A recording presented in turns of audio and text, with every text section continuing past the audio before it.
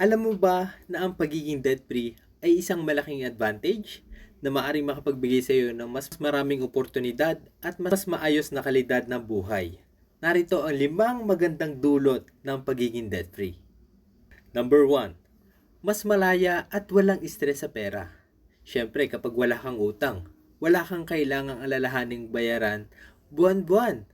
Mas makakagalaw ka ng mas malaya at hindi ka na-stress sa mga due dates, interest rates, o pangungulit ng mga kolektor.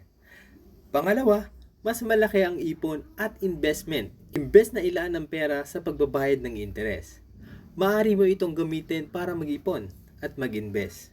Siyempre, mas mapapabilis mo ang pagbuo ng iyong emergency fund, retirement, o saving at sa iba pang investment na magbibigay sa iyo ng financial security. Number 3, mas madaling makakamit ang financial goals. Ang pagiging walang utang ay nagbibigay sa iyo ng mas malaking kakayahan na tuparin ang mga pangarap mo, tulad ng pagbili ng bahay, pagnenegosyo, o maagang pagre-retiro dahil hindi ka nakakadena sa mga bayarin. Number 4, mas malakas ang credit score. Kung kailangan mo ng loan sa hinaharap, kung wala kang utang o marunong ka mag-manage ng credit, magiging maganda ang iyong credit score.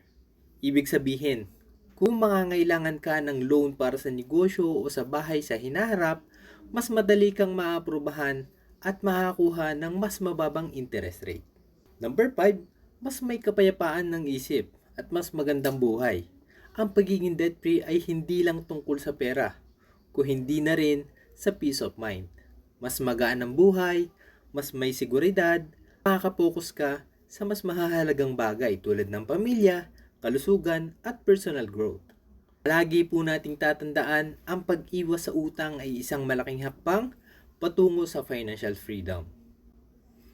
Hindi masamang mangutang kung kinakailangan, pero kung kaya mong umiwas o mabilis itong mabayaran, mas magiging masaya. Siyempre, mas magiging maaliwalas at matagumpay ang buhay mo. Again, ako si Ken, ang kaibigan mong financial educator. Paalam!